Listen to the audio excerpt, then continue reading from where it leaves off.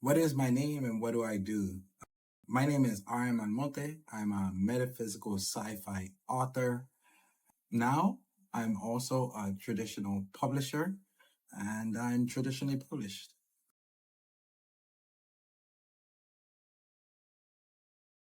What is Fogs of Time about? Great question. So, Fogs of Time is about a young Dominican girl from Washington Heights. Her name is Maria del Camino.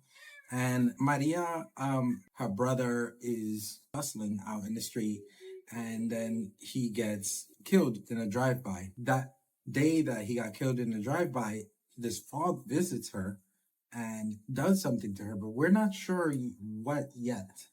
Then couple years pass. She's on her way to college, and as she's crossing the George Washington Bridge, that green fog comes back again and starts throwing her through time. As she's going through time, she's trying to figure out what's going on, what's happening, why is this happening to her. But then she comes face to face with her brother's killer.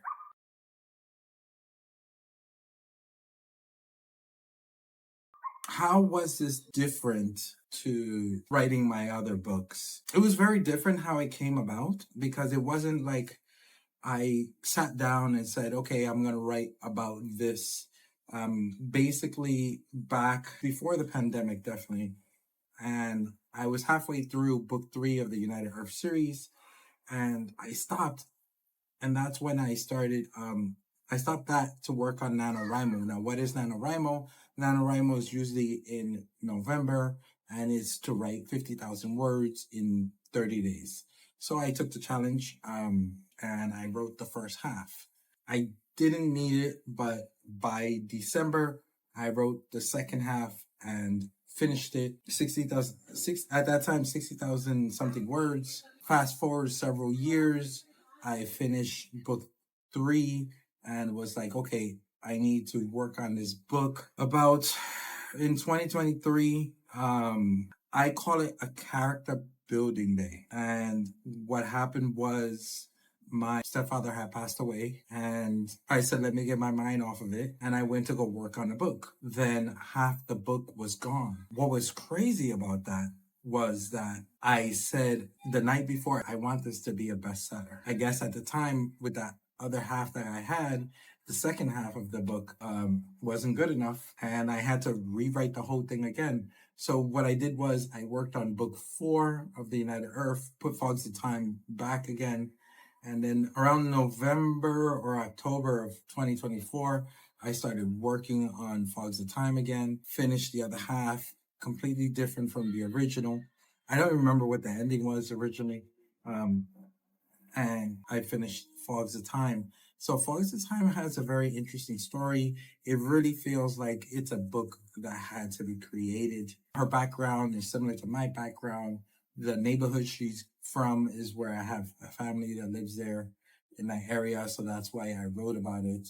And I'm Dominican and she's Dominican.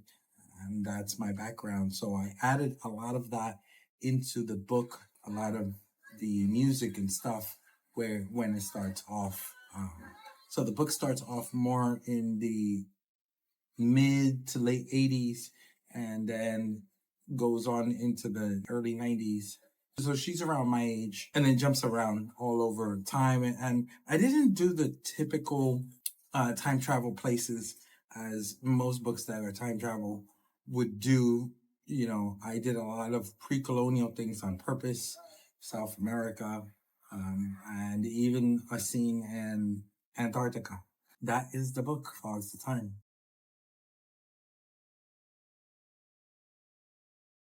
Since becoming a published house, how is it different to be an indie author? Similar, the writing part is exactly the same, but when you're going to publish, night and day, completely night and day, a lot more expensive. Some expenses are exactly the same. You know, getting an editor, getting a designer, a cover designer is exactly the same. Where it becomes very different is I hired a distribution company because I was trying to get into Amazon myself, going through Amazon Seller. And for you guys who are trying to do this similar or same, and you're trying to go through Amazon Seller, do not.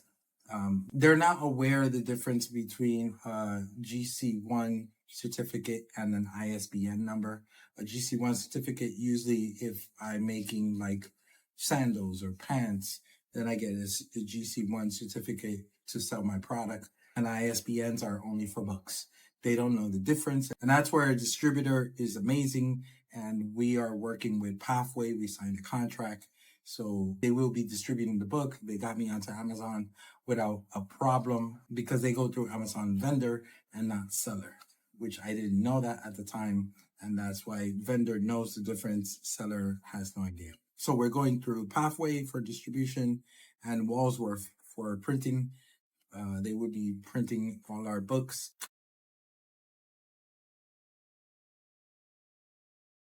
How many books are we printing? We are printing 10,000 books. Yeah.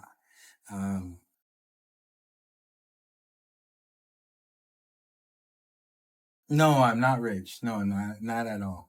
I had to basically take a personal loan out to pay for this and be able to do it. So that is the huge difference. There is a big money cost.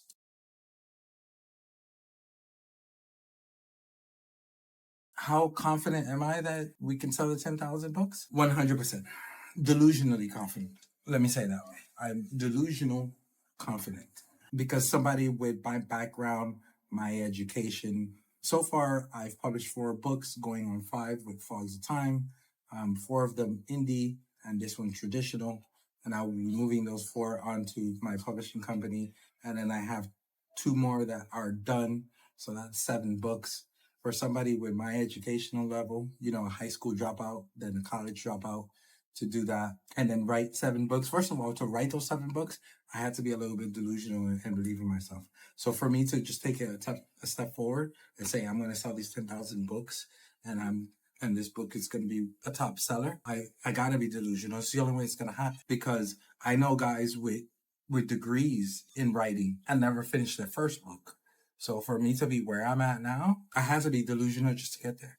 So for me to take it to the next step, I got to be even more delusional. It's the only way it's going to happen. How else am I going to do it? Right? I can't go by my background and what I don't have and what I didn't grow up with and what kind of neighborhood like nobody around me was even thinking this way. Not that I'm better than them, but nobody was thinking this way. So I got to be a little bit, you got to be. How else am I going to do it?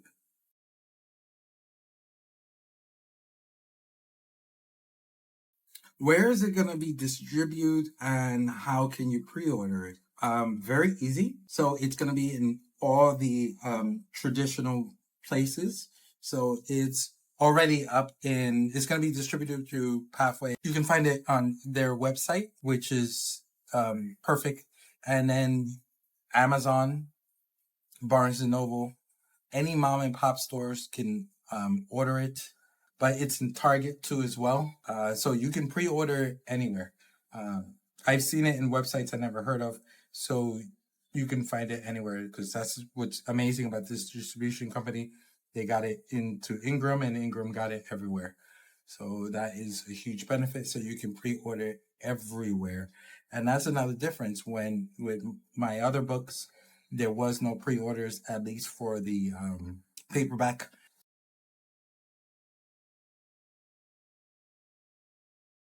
When is the book coming out? Great question. So, because at the time when I first finished, I kind of rushed ahead and started doing the Kindle and put in a date. And I was thinking more like an indie and not thinking like a publisher.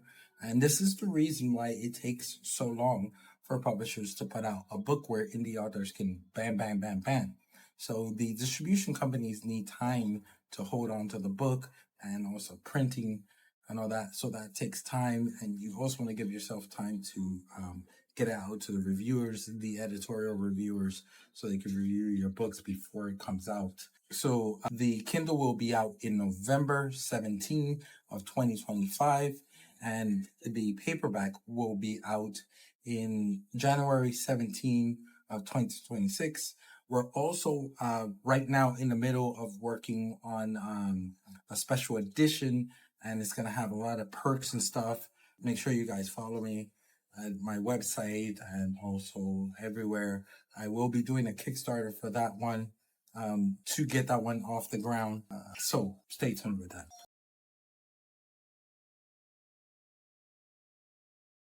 Which daytime shows are we going after as far as like TV? Well, we're not only going after daytime, but nighttime. We're trying to get everywhere. I'm working with an amazing manager, uh, Samuel Hamady, and he is hitting up all of them. So some of the ones that he's hit up already is Kelly Clark's, Drew Barrymore, a lot of the nighttime guys. Some of Joe Rogan is another one we've hit, and we've hit all those type of podcasts, daytime TV. So we're not holding back. We're trying to get everywhere.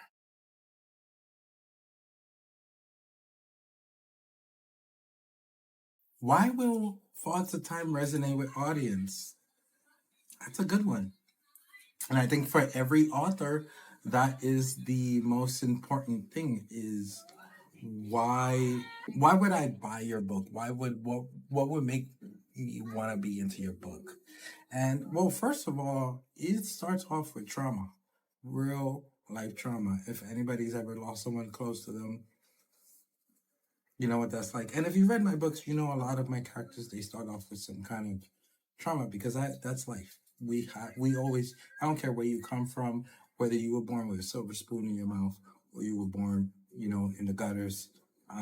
You were born with some kind of there's some kind of trauma that happens to you. We're humans, and stuff happens. So that's the first off. Second of all, she's learning about herself. She's coming into her true power, what it is. At first, it's kind of given to her, but then she becomes more than that. She becomes way more than that. And I think that's going to resonate with a lot of audience members. And the ending, I think, will resonate the most. I'm not gonna say what it is, but that's why I think people are going to love it. And on top of that, the book is extremely compared to my other books, it's extremely fast paced. Um, Things are happening. She's bouncing around. She doesn't know what's going on. So if she doesn't know what's going on, don't think you're not gonna know what's going on. I'm just letting you know up front. I don't want to hear like, oh, I don't know what's going on. Of course you don't, because she doesn't. So why would you? But yeah, at the end, it just all comes together.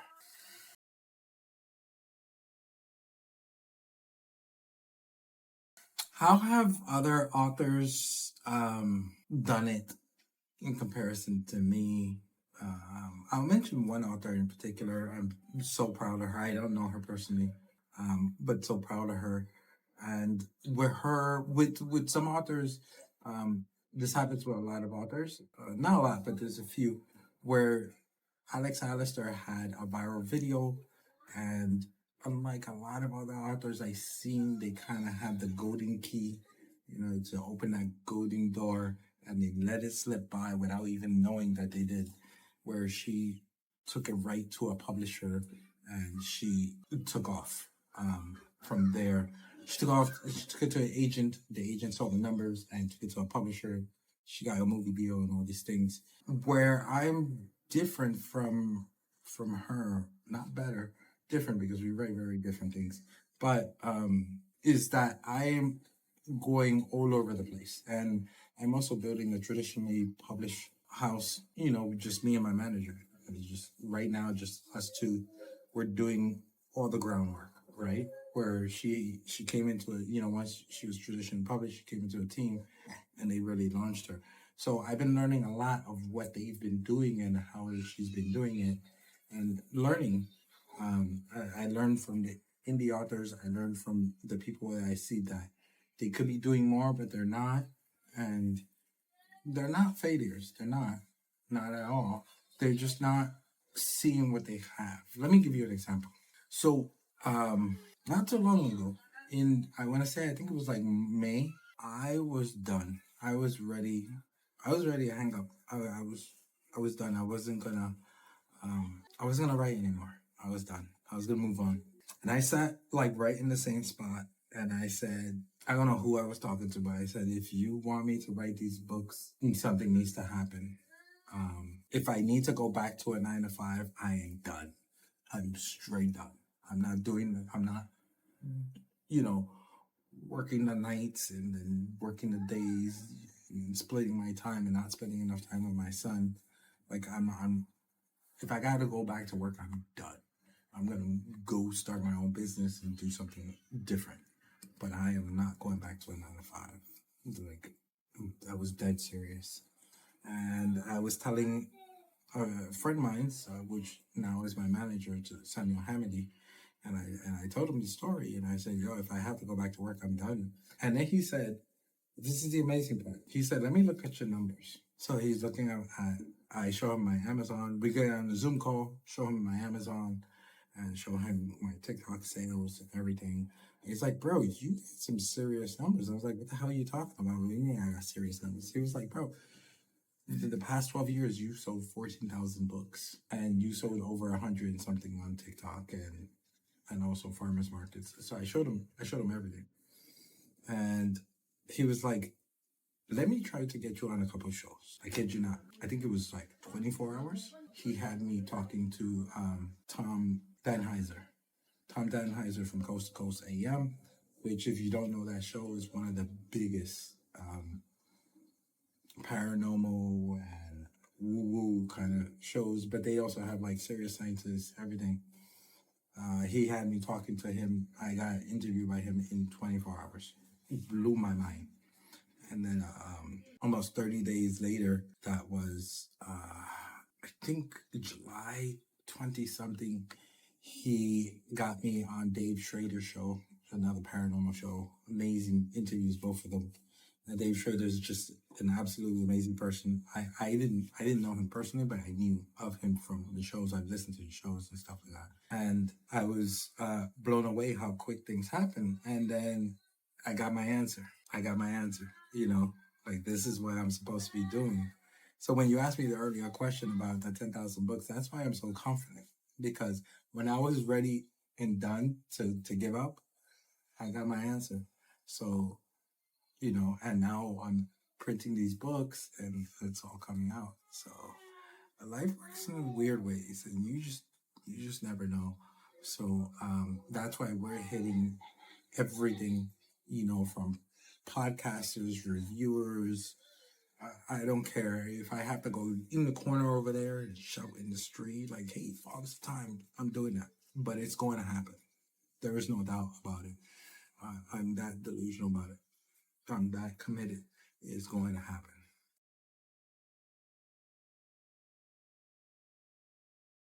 Why am I convinced that I can get on some of these talk shows? I mean, you know a little bit about me, and but maybe your audience doesn't. So let me break that down. There were a lot of things I've done in my life that, when I look back on it, surprised me.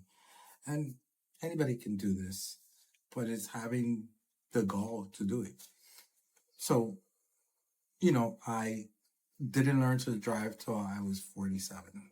Got my license because I moved to Florida from Japan.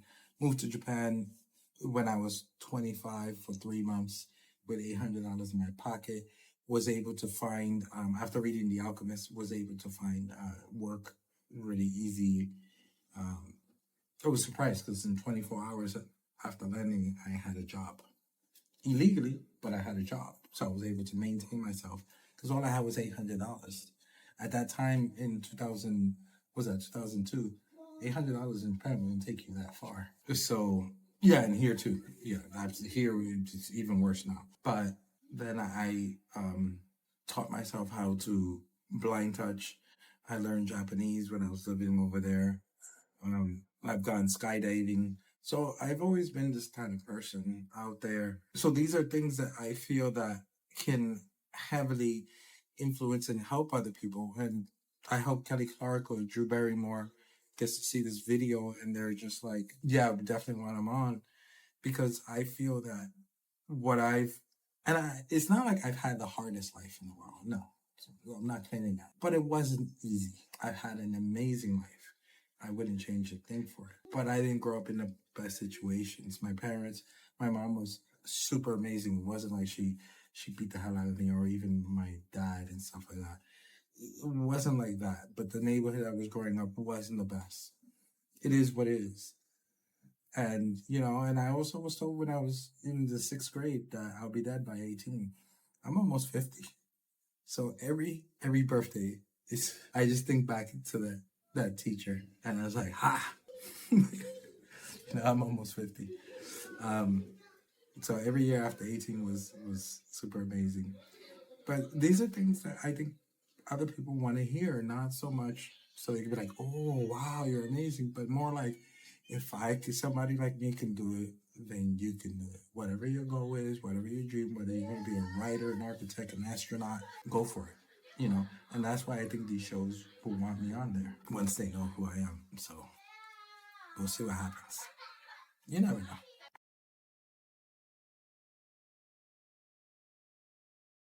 Ah, the Joe Rogan show. Why would I want to be on Joe Rogan? I mean, first of all, Joe Rogan, I feel like we have a lot in common. He's real down to earth. His show is all over the place. Like he can talk to one of those prestige scientists, and then he can go right on the other side and talk to like a ufology guy, and he can go and talk about MMA. And he's just all over the place. So I feel like that is the perfect show for me to be on. Then Joe, I hope, hey, would love to be on the show. It would be amazing if he or read one of my books.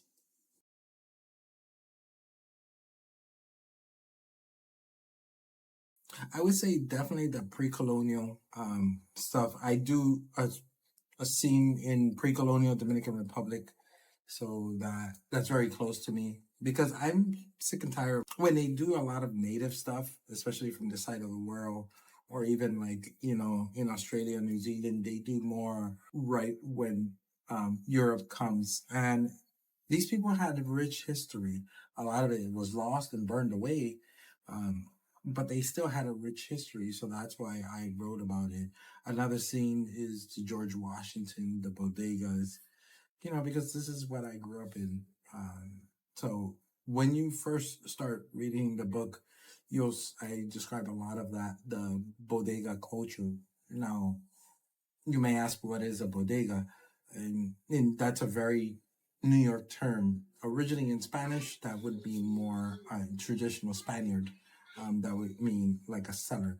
But the way Dominicans and Puerto Ricans use it, it's a grocery store. And it's gotten so common in New York that just the average person, that's what they call it, a bodega. So it's usually, lately it's more owned by Dominicans, but it was started by Puerto Ricans in the, I think, 60s, probably late 50s to 60s, when they started the whole bodega culture.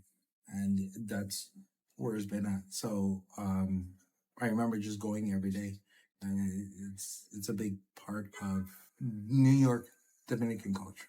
Let me put it that way. That's another scene I would put. I would definitely bounce around because there's a lot of just amazing, what I think, amazing scenes that happen in between the books.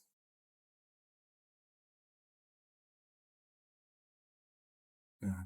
So what am I doing with social media? So I'm still posting on TikTok and I'm still doing Instagram, and now they call it X. Used to be Twitter, LinkedIn, some of the other ones, smaller ones too as well. But posting and giving different things, and in stay tuned for this. So in November, I will be going to the printer, and they're in Missouri. So I'm flying into Kansas City, and then I'll be filming them printing up the books. I wanted to go because it's just a thrill for me, and they were extremely happy. And thank you, Cynthia, um, for this. She's the rep for us over at Wallsworth, so they're greeting us with open arms, and I'll be filming it and talking about the book. So I'll be uploading that to YouTube and everywhere else, TikTok and all those places. Well, thank you for having me, and I really appreciate it.